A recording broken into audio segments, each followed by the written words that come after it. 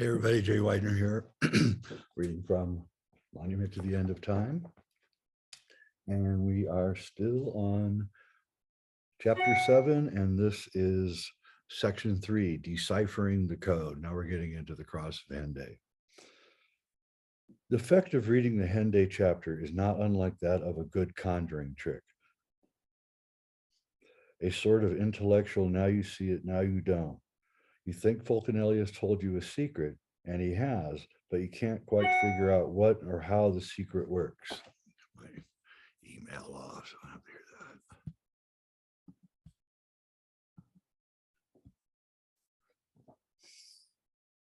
that. All the clues are there, including instructions, but the picture is still confused. We are told that the monument marks a future catastrophe, and then lectured on the evangelical beast without being given a way to connect these concepts. Fulcanelli is painting a picture that tells the reader as clearly as possible that the world is coming to an end. The unknown builder of the cross also knew that the world was coming to an end, and both Fulcanelli and the unknown builder seem to know the actual cause of the apocalypse. Fulcanelli even says that he knows where the place of refuge is at the time of the end of the world. He tells us that the inscription is in faulty Latin so that it can reveal a message, apparently about the place of refuge. Still, it is difficult to fully comprehend how Fulcanelli knows all of this. Just how did Fulcanelli originally find out about the monument? Did he know what he was looking for? Curiosity is inflamed rather than subdued. The mystery hangs in the air, tantalizing by its very incompleteness. Armed with the clues from Boucher, Fulcanelli, and Meverill, it is time to look directly at the monument and let it speak for itself. It is a marker of some future catastrophe. Then exactly how does it tell us this? And even more importantly, does it really tell us when? At first glance, the monument divides itself into three basic components: the upper cross, the column or pillar, and the pedestal base. The upper cross has three symbolic components. The pillar is its own symbol, and the base has four symbols for a total of 8 symbolic images. We can think of the entire monument as a schematic or exploded perspective view of a single geometrical construct, the Philosopher's Stone. The upper cross, three symbolic components are the INRI inscription, the double X's, and the oddly broken Latin inscription. These symbols offer us three interrelated meaning systems, which when taken together give us the key to understanding the entire process symbolized by the monument. The pillar offers us a unifying image that cuts across all scales of interpretation. The base's four symbols must be taken as a unit, one in which the order and meaning of the symbolic components are in constant state of flux, but the nature of the whole is constant. The images are, starting in the east and going counterclockwise: 1, an 8-rayed starburst; 2, an oddly shaped half-moon boat with an eye spot marking; 3, an angry sun face with bulging spiral eyes, dumbbell-shaped mouth, and a prominent chin. The face is surrounded by 16 large spikes and 16 smaller spikes inside a containing outer circle. The sun circle itself is surrounded by 4 stars placed in the corners of the rectangle and tilted so that their diagonal axis continues through the center point of the sun face. And 4, an oval that fills the entire space of the rectangle and contains a cross with 4 A's in it. The A's are unusual, having a sharply angled cross bar nestled in the top angle of each A rather than the usual horizontal crossbar. Now let's look at each of these symbolic components in depth. Once we have an understanding of each image, we can then try to put together them into an overall meaning. The upper cross, the INRI inscription. With this image, we are firmly within the Rosicrucian alchemical tradition. As Fulcanelli tells us, this inscription can be interpreted as one of the key maxims of alchemy: Igne natura renovatur integra, or by fire, nature is renewed whole. It is also Igne naturarum raris inventium, or the shining is rarely found in fire. Perhaps a more accurate way to view these four letters is as the initial letters of the Hebrew names of the elements: Yam, water, Yad, or I; Naur, fire, Nun, or En; Rosh, air, Resh, or R; and Yabashas, earth, and Yad, or I again. This suggests the four ages, one for each of the elements from water to the earth. In the rituals of the Hermetic Order of the Golden Dawn, these letters were considered the key word and subjected to a peculiar sort of Gnostic and Kabbalistic analysis.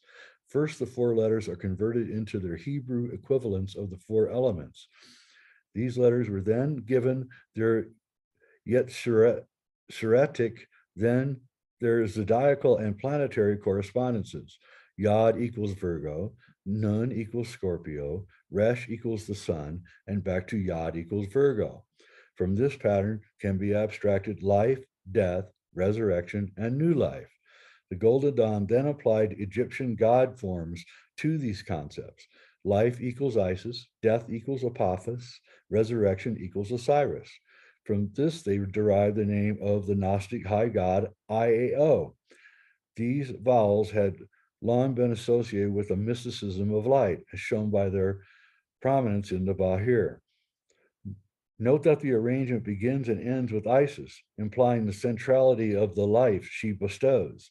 We should also keep in mind that another version of INRI can be read as Isis Natura Regina Ineffabilis, or Isis, the undefinable queen of nature.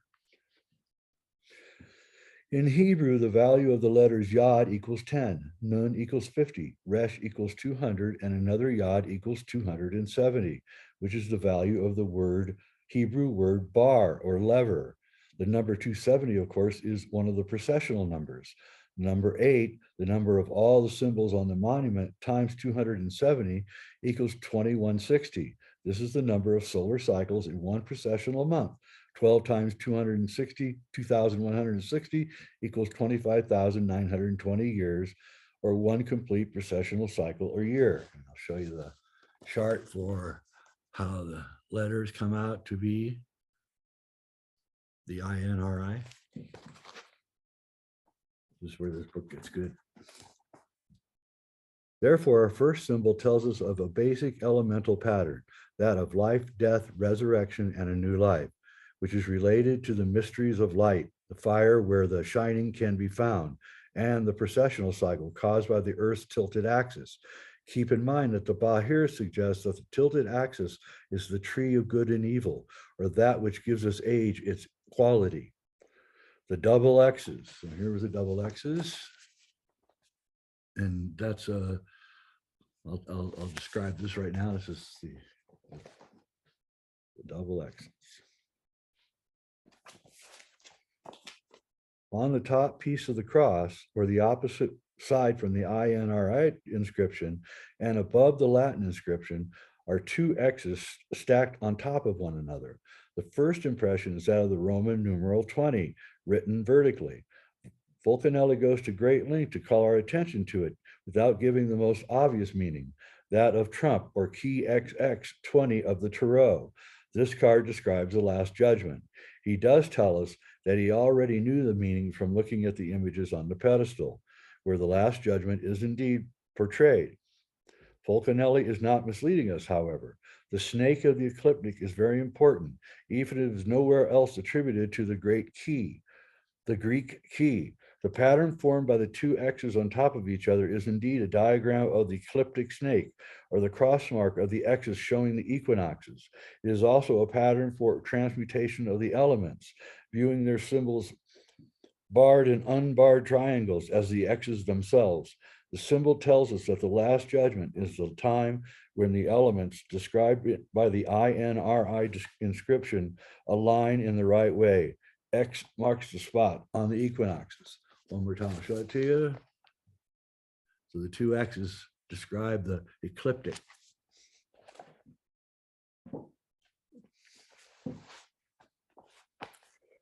Number 3, the Latin inscription. The obvious meaning, "Hail, O cross, our only hope," should not be discarded, for the phrase has deep meaning within the explanation. but the odd split in the middle of the inscription does suggest a hidden meaning. Given Fulcanelli's insistence on an S or snake interpretation, it is curious that spes backwards is seps or snake. Reading the word backward produces halo cross, the only snake. Perhaps this is another reference to the ecliptic or to the snake-like motion that the Milky Way galaxy makes as the year progresses.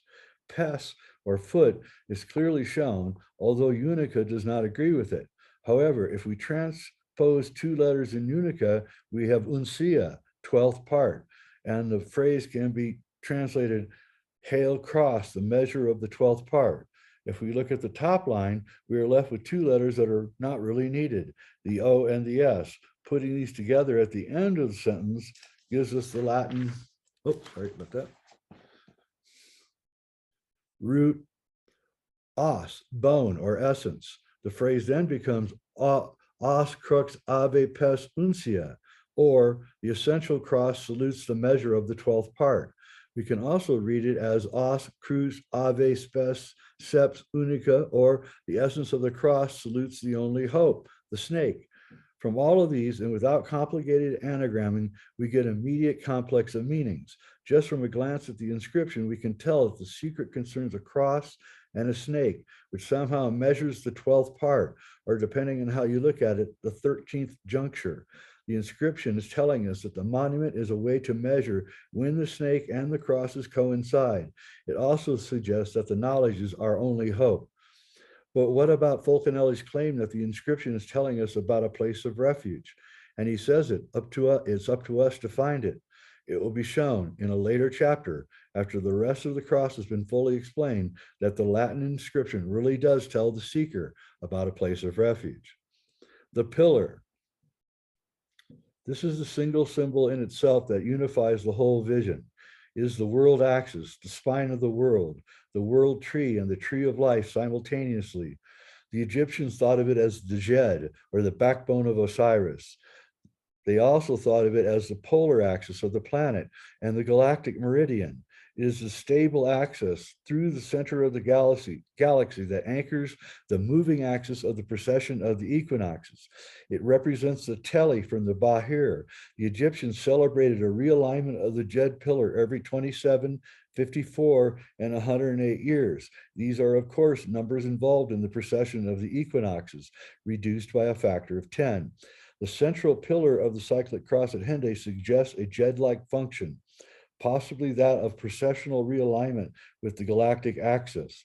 The pillar is the connecting concept between the symbolic meaning of the upper cross and how this meaning is played out in the multi-level cross of the base. Up to now, however, it has been most conspicuous by its absence. None of our sources bother to mention it. After all, the monument doesn't need a pillar. Even if the upper cross rested on the base, it could still be seen as above and not change the meaning. The column was not included for a reason. It is a direct symbol of the Djed-like cosmic alignment the monument is describing. Not even Fulcanelli felt comfortable drawing attention to its implications. The base or pedestal. Given Fulcanelli's identification of the double X's on the upper cross with one of the images on the base, we can only surmise that that image of the 4 A's was indeed meant to represent the tarot trump number 20. Here's the 4 A's. As you primer course, look like little Freemasonic things.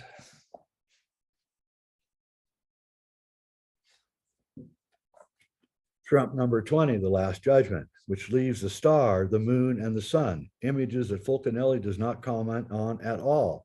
He does, however, goes on at great length about the fourfold attributes of the Last Judgment, insisting that we pay attention to the 4 evangels and their cherubic forms. Fortunately, all of this relates to the monument as a whole, as much as more than it relates to the 4 A's of the Last Judgment, and gives us an important clue on how to use the monument as a galactic marker. To understand this, we must first of all locate the monument and its symbols in space. Fulcanelli tells us that the front of the monument is the side with the INRI inscription. This is also the side with the star image, and it faces the east. The sun faces the west, the moon faces north, and the last judgment, the four A's, face south. Now let's look at each symbol individually, since we have several different patterns suggested by our sources: Boscher's zigzag, Fulcanelli's clockwise circle, and Meverill's counterclockwise circle. We must be careful not to lose sight of their intrinsic interconnectedness. The star. Here's the star. 8-rayed star. Given Fulcanelli's identification of the double X's, oh wait, sorry, I did that one. As this side faces east, the tendency is to make it the morning star, either Sirius or Venus. Both of these are intriguing attributions, pointing as they do towards Isis, the Egyptian goddess, who was the model for Mary of both varieties in Christianity. Isis is indeed attributed to Sirius in Egypt. Her husband Osiris is thought to be the constellation of Orion, which Sirius follows at a respectful distance. Sirius is also used as a timekeeping star in ancient Egypt. Its rise before the sun as the morning star marked the annual flooding of the Nile. Venus can be used as a timekeeping marker, one whose periodicity can be used to track the precessional motion. However, neither of these images seems to fit the meaning on the monument. As the monument is today, we can't help but stand in the west, looking east through the rising sun towards the 8-rayed starburst, which suggests some sort of helical rising. I did it. The problem is that the helical risings of Venus and Sirius are too common to be used as an indicator of any large period between catastrophes. Following our tarot trump pattern, the star would be simply the star, trump number 17. Interestingly enough, most tarot cards of the star show it as an 8-rayed. Its zodiacal attribution is Aquarius, the sign opposite Leo, and its Hebrew letter is Heh, the window. From this, we can speculate that this star is somehow related to the cycles of time, the dragon axis of the Tele revealed to Abraham. And then the next image is the sun. At first glance, this face is indeed a devouring sun, as Boscher tells us. Its design is vaguely Mesoamerican, suggesting Aztec or Inca calendarical sun discs. None of our sources draw more than peripheral attention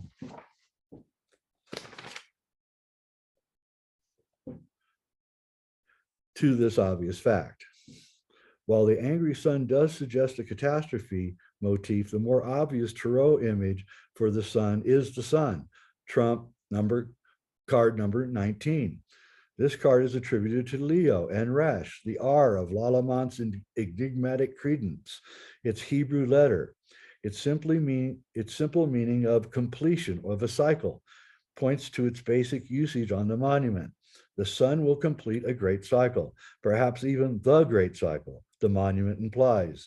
The sun's face is opposite the 8-rayed star, and as Boscher suggests, there is a connection between them numerically. The sun's rays grow by a geometric progression on the sun face, doubling or crossing from 8 to 16 to 32.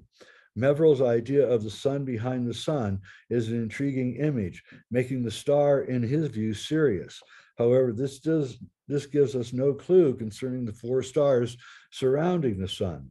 Meverill does have a few ideas on the stars, including the suggestion they are the inner and outer planets, the 4 hard planets, non-gaseous planets. The moon. In many ways, the moon is the most curious of the images on the pedestal of the Hendaye cross. The moon.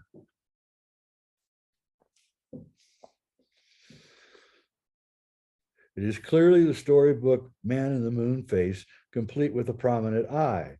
The image is also echoed on the traditional rendition of the moon tarot trump.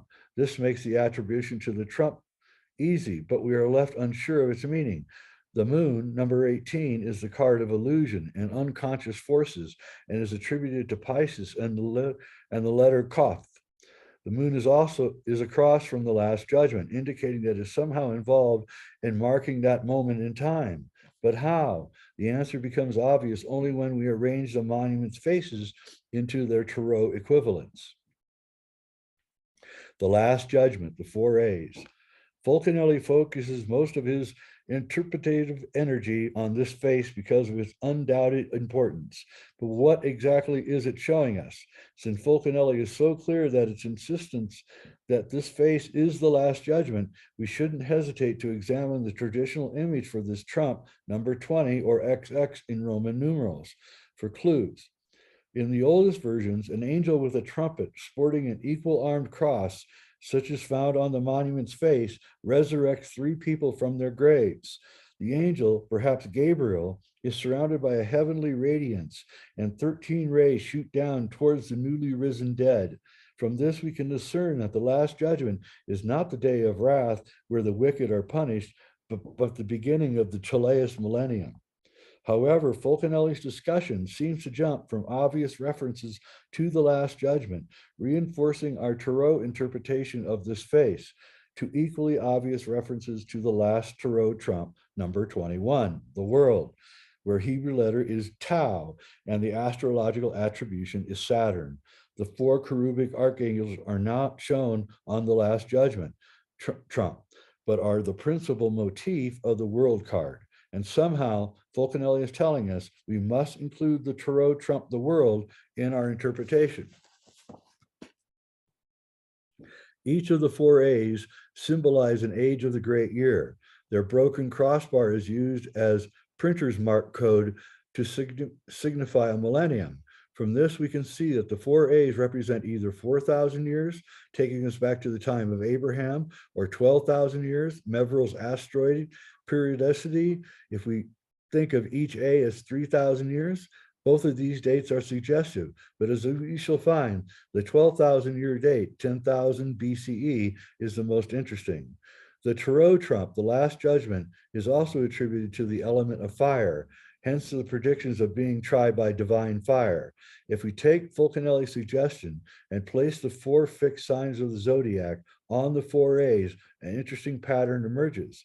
The upper pair would be Leo, the lion, and Scorpio, the eagle. Below that is Aquarius, the human water carrier, and Taurus, the bull. If we match the pattern on the facade of Arles Cathedral, the X formed by this arrangement goes Leo, Aquarius, and Scorpio, Taurus. Since this X is also our St. Andrew's cross from the upper part of the cross, we can conclude that the ages are measured from equinox to equinox.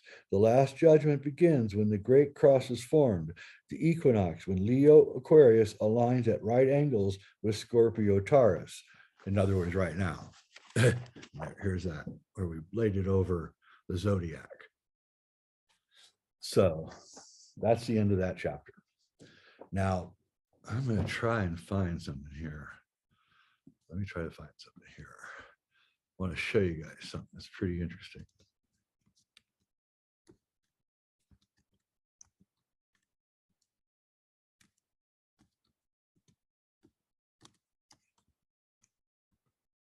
See if I can share the screen here. This is it. All right. Try to share the screen.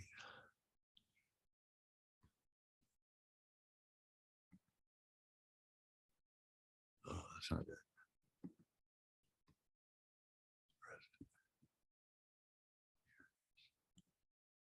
All right.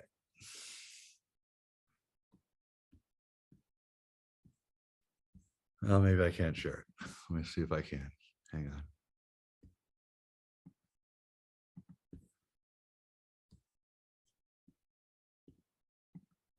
Just an interesting image. I want to share it with you guys. Let me try to do this. Share screen.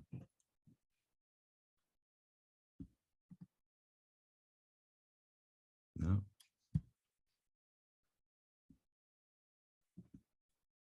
Oh, well. Okay, I'll just forget it. Anyway, what I was trying to share with you is an image from the Denver airport, a mural in which there's three people in coffins and the whole world is on fire, and all of the extinct animals like the dodo bird and all of them are in the mural. So type in Denver airport mural and Google it, image it, and you can see what I'm talking about. What's interesting is there's three coffins in the thing, just like the Last Judgment card has three coffins. or three dead people. And what's interesting is that it's a white person, a Black person, and a Native American person. So three of the four races on Earth are in the coffins, and the world is definitely an apocalypse mural. It's actually what got me interested in Denver Airport when I saw this mural. I recognized immediately that it was pointing towards the Last Judgment. And then I started looking around the entire airport and seeing that the entire airport was some weird Masonic modern cathedral kind of edifice. And that's how the Denver airport myth got started. All right, well, that's the end of the chapter. I want to thank you guys all for watching, and I will be back. It's going to get really, really interesting here. So hang on to your shorts. I'm Jay Widener. This is Reality Check. Thanks for watching.